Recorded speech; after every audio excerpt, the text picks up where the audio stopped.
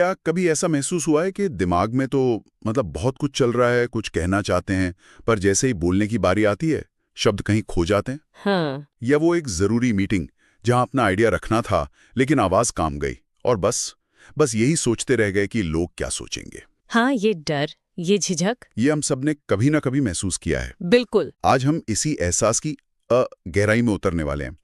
हमारे पास कॉन्फिडेंस से बोलना सीखे नाम की एक किताब का सार है, पर हम सिर्फ इसका सारांश नहीं सुनाएंगे। नहीं। हमारा मिशन है उन साइकोलॉजिकल ट्रिगर्स और प्रैक्टिकल तरीकों को खोद कर निकालना जो हमें सिर्फ एक बेहतर वक्ता नहीं बल्कि अपनी आवाज को लेकर ज्यादा सहज और आत्मविश्वासी इंसान बना सकते हैं। सही बात है।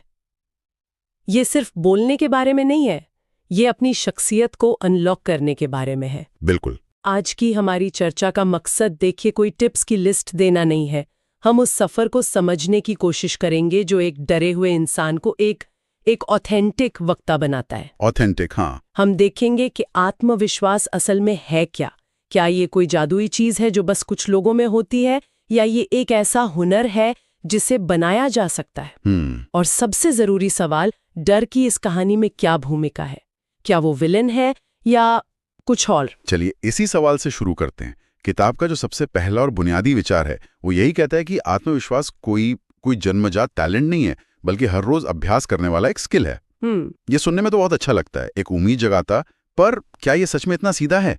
मतलब अगर कोई इंसान स्वभाव से ही शर्मीला हो, बचपन से ही कम बोलता हो, तो क्या वो भी प्रैक्टिस से बदल सकता है? ये एक बहुत जरूरी सवाल है, क्योंकि यहीं पे ज्यादातर लोग अटक जाते हैं। वो अपनी शख्सियत को एक स्थायी चीज मान लेते हैं। राइट। लेकिन ये किताब इस सोच को चुनौती देती है। इसमें एक बहुत दिलचस्प बात कही गई है, हर बार जब आप बोलने की कोशिश करते हैं, चाहे वो कोशिश कितनी भी छोटी या इम्परफेक्ट क्यों ना हो, आपका आत्मविश्वास 1% बढ़ जाता है। सिर्फ 1%? हाँ।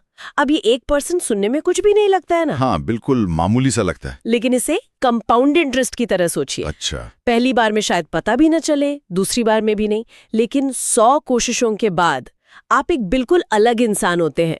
ये कोई एक रात में होने वाला जादुई बदलाव नहीं है, बल्कि छोटी छोटी लगातार जीतों का नतीजा है। ये इस विचार को पूरी तरह से बदल देता है कि आत्मविश्वास होता है या नहीं होता। नहीं, आत्मविश्वास बनाया जाता है, ईंट दर ईंट। ये कंपाउंड इंटरेस्ट वाली बात कमाल की है। लेकिन इस प्रोसेस में डर का क्या करें? क्योंकि वही तो सबसे बड़ी दीवार है। बिल्कुल। लोग कोशिश इसलिए नहीं करते क्योंकि उन्हें डर लगता है मजाक उड़ने का, गलती करने का, जज किए जाने का। और यहीं पर सबसे बड़ा मानसिक बदलाव आता है। ज्यादातर लोग सोचते हैं कि जिस दिन मेरा डर खत्म हो जाएगा उस दिन मैं बोलूंगी। हाँ, सही है। लेकिन किताब एक बहुत गहरी बात कहती है, कॉन्फिडेंस डर के खत्म होने के बाद नहीं, डर के साथ ही शुरू होता है। डर के साथ? हाँ। डर एक सिग्नल है कि आप अपने कंफर्ट जोन से बाहर कुछ करने जा रहे हैं, कुछ ऐसा जो आपके लिए मायने रखता है।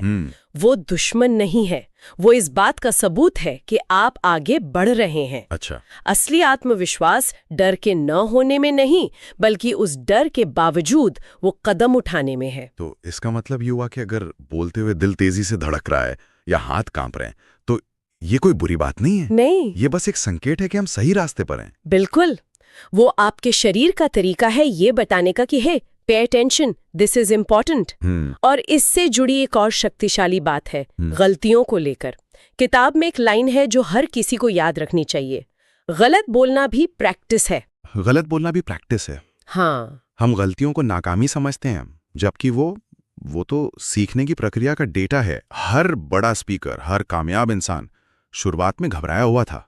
सच में? हाँ, सबने गलतियां की, सबके पैर कांपे, लेकिन वो रुके नहीं। उन्होंने अपनी हर गलती को अगली कोशिश के लिए एक सीढ़ी बनाया। ठीक है, तो अगर मैं इसे समेटूं तो पहला और सबसे बड़ा कदम वो मानसिकता का है। ये मानना कि आत्मविश्वास एक मांसपेशी की तरह है जिसे बनाया जा सकता है। दूसरा, डर को एक दोस्त की तरह देखना जो हमें बता रहा है कि हम ग्रो कर रहे हैं। सही। और तीसरा, गलतियों को सीखने की फीस समझना, नाकामी का सर्टिफिकेट नहीं। ये तो दिमागी तैयारी हो गई, लेकिन उस पल का क्या जब हम असल में किसी के सामने खड़े हैं और हमारी आवाज ही हमारा साथ नहीं दे रही? सही सवाल, क्योंकि सिर्फ सोचने से काम नहीं चलेगा। यहाँ पर प्रैक्टिकल टूल्स की जरूरत पड़ती है।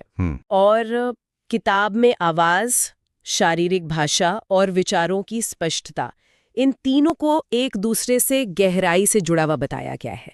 ये तीन अलग अलग चीजें नहीं हैं, बल्कि एक ही सिस्टम के हिस्से हैं। ये दिलचस्प है। आमतौर पर लोग इन तीनों को अलग अलग टिप्स की तरह देखते हैं कि आवाज पर काम करो, बॉडी लैंग्वेज सुधारो, हाँ वगैरह। ये एक दूसरे से कैसे जुड़े हैं? इसे ऐसे समझिए, किताब कहती है कि किसी इंसान के शरीर से पहले उसकी आवाज उसकी छवि बनाती है। अच्छा। आपकी आवाज में वजन है या नहीं, ये इस बात पर निर्भर करता है कि आप सांस कैसे ले रहे हैं, और आप सांस कैसे ले रहे हैं ये आपकी शारीरिक मुद्रा यानी आपके पोस्चर पर निर्भर करता है। ओहो। अगर आप कंधे झुकाकर सिकुड़कर खड़े हैं तो आप गहरी सांस ले ही नहीं सकते, और बिना गहरी सांस के आवाज में दम नहीं आएगा। तो कमजोर बॉडी लैंग्वेज सीधे सीधे कमजोर आवाज को जन्म देती है। वाह, ये कनेक्शन तो मैंने कभी सोचा ही नहीं था।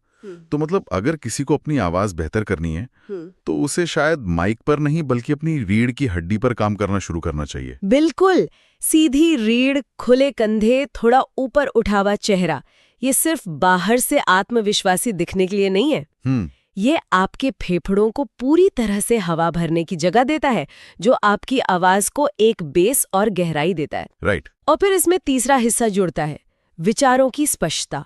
किताब में एक कमाल की लाइन है, सोच क्लियर है तो बोलना अपने आप स्मूथ हो जाता है। अक्सर लोग बोलते हुए इसलिए अटकते हैं क्योंकि उनके दिमाग में ही खिचड़ी पकी होती है। वो एक ही समय में 10 चीजें कहने की कोशिश कर रहे होते हैं। यहाँ मैं एक सवाल पूछना चाहूंगा। आंखों से संपर्क बनाना ये सलाह तो हर कोई देता है। हाँ बिल्कुल। लेकिन ये बहुत डरावना हो सकता है, खासकर किसी शर्मीले इंसान के लिए।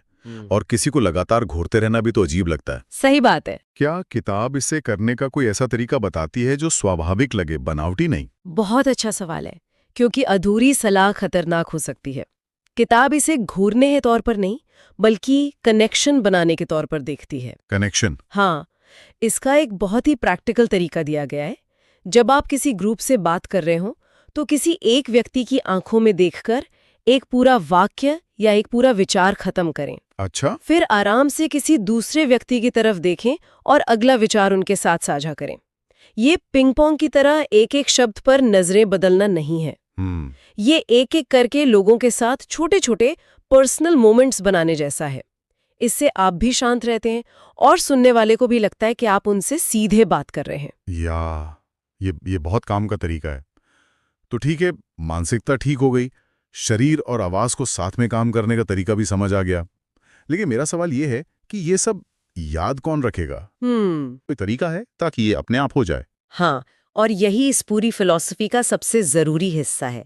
लोग अक्सर आत्मविश्वास बनाने के लिए बड़े मौकों का इंतजार करते हैं, कोई स्टेज परफॉर्मेंस, कोई बड़ी मीटिंग। हाँ। लेकिन किताब इस सोच को पूरी तरह से खारिज करती है। वो कहती है आत्मविश्वास बड़े पलों में नहीं, छोटे छोटे पलों में बनता है। छोटे पलों में? हाँ, बड़े मौके तो सिर्फ परीक्षा होते हैं, तैयारी तो रोजाना करनी पड़ती है। तो ये रोजाना की तैयारी कैसे दिखती है? मतलब जिम जाने जैसा कुछ? आप इसे बिल्कुल वैसा ही समझ सकते हैं। किताब में एक 10 मिनट की रोजाना प्रैक्टिस का सुझाव है। 10 मिनट? बस 10 मिनट। जैसे अपने मोबाइल का कैमरा ऑन करके सिर्फ 1 मिनट के लिए किसी भी टॉपिक पर बोलना। कोई आपको जज नहीं कर रहा, कोई देख नहीं रहा। ये सिर्फ बोलने की मांसपेशी को गर्म करने जैसा है। Warm up? बिल्कुल। या फिर शीशे के सामने खड़े होकर मुस्कुराने की प्रैक्टिस करना और अपनी बॉडी लैंग्वेज देखना, या कोई भी किताब या अखबार जोर जोर से पढ़ना ताकि आपकी जुबान साफ हो। ये छोटे छोटे सेट्स और रेप्स हैं। लेकिन क्या ये काफी है? दिन में बस 10 मिनट? ये तो सिर्फ शुरुआत है, एक तय रूटीन। असली जादू तब होता है जब आप इस अभ्यास को अपनी पूरी जिंदगी में फैला देते हैं। अच्छा। आत्मविश्वास एक मांसपेशी की तरह है, जितना इसका इस्तेमाल होगा ये उतना ही मजबूत होगा। तो अब आप जब भी किसी दोस्त को व्हाट्सएप पर मैसेज भेजें तो टाइप करने की बजाय एक वॉइस नोट भेजें। जब आप किसी दुकानदार से बात करें तो नजरें मिलाकर साफ आवाज में बात करें।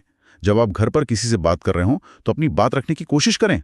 हर छोटी बातचीत एक प्रैक्टिस का मौका है। सही है। बड़े मौकों का इंतजार करने का मतलब है कि उस मांसपेशी को कभी ट्रेनिंग ही नहीं देना। मुझे याद है, मैं पहले वॉइस नोट्स भेजने से बहुत कतराता था, हमेशा टाइप करता था। अच्छा। फिर मैंने ऐसे एक प्रैक्टिस की तरह लेना शुरू किया। शुरू में अपनी ही आवाज सुनना बहुत अजीब लगा, लेकिन अब मैं लंबे लंबे नोट्स बिना सोचे भेज देता हूँ। ये वही छोटी छोटी जीत है जिसकी किताब बात करती है। बिल्कुल यही। ये छोटे छोटे पल ही है जो मिलकर आपको बड़े पलों के लिए तैयार करते हैं। ये बहुत जरूरी बात है। अच्छा, अभी तक हम बोलने पर फोकस कर रहे थे, जैसे ये कोई वन वे स्ट्रीट हो, एक मोनोलॉग। लेकिन ज्यादातर बातचीत तो दो तरफा होती है, एक डायलॉग। क्या किताब इस पर कुछ कहती है? हाँ, और ये एक बहुत ही महत्वपूर्ण पहलू है। किताब में एक शक्तिशाली सच बताया गया है। अच्छा सुनना अच्छा बोलने का आधा हिस्सा है। आधा हिस्सा? बिल्कुल। अक्सर जो लोग बोलने से डरते हैं वो अपने दिमाग में पहले से स्क्रिप्ट तैयार कर रहे होते हैं कि मैं क्या बोलूंगा। इस चक्कर में वो सामने वाले की बात सुनना ही भूल जाते हैं। इससे आत्मविश्वास कैसे बढ़ता है? कई तरीकों से। पहला, जब आप ध्यान से सुनते हैं तो आपको सामने वाले की बात को समझने का मौका मिलता है। इससे आप ज्यादा सटीक और सार्थक जवाब दे पाते हैं। कुछ गलत बोलने की संभावना कम हो जाती है।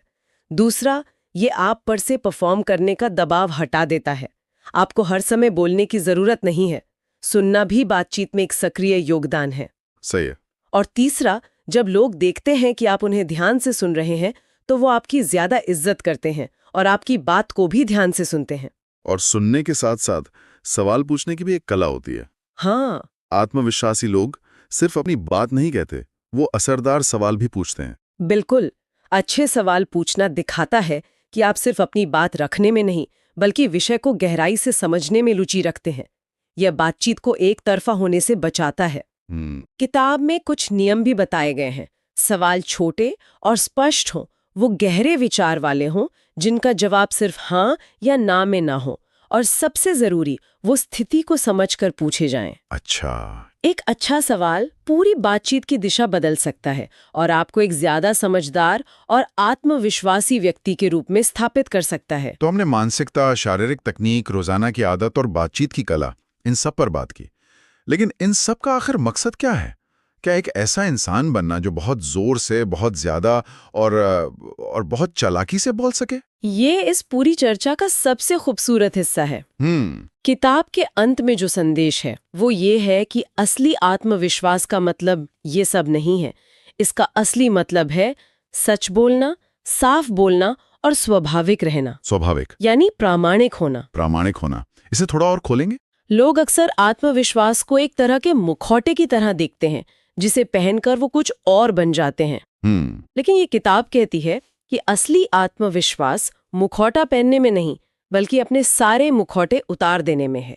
जब आप बनावटी नहीं होते, जब आप जो हैं वही दिखाने की हिम्मत रखते हैं, तो आपको ये चिंता नहीं होती कि आपकी असलियत सामने आ जाएगी। सही बात है। लोग ईमानदार, स्वाभाविक और प्रामाणिक वक्ताओं पर भरोसा करते हैं और उनका सम्मान करते हैं।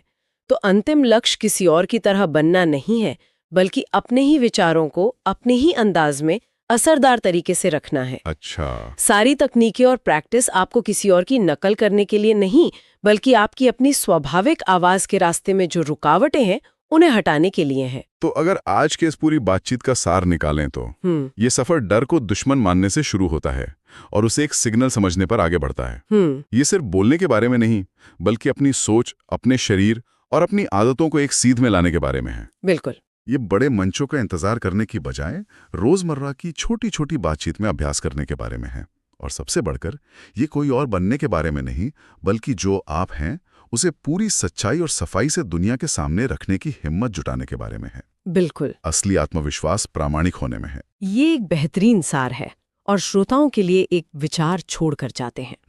किताब में खुद से रोज 5 मिनट बात करने का जिक्र है, शीशे के सामने या कैमरे पर। ये अभ्यास बाहरी दुनिया में बोलने के लिए आपको तैयार करता है। राइट। लेकिन जाने से पहले एक सवाल।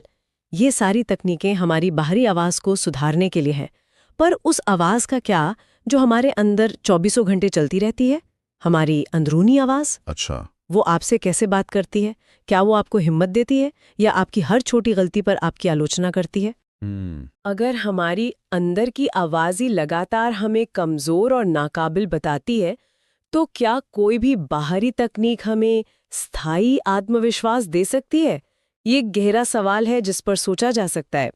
शायद असली काम बाहरी दुनिया में बोलने से पहले अपने अंदर की उस आवाज को सुनना और उसे सुधारने से शुरू होता है।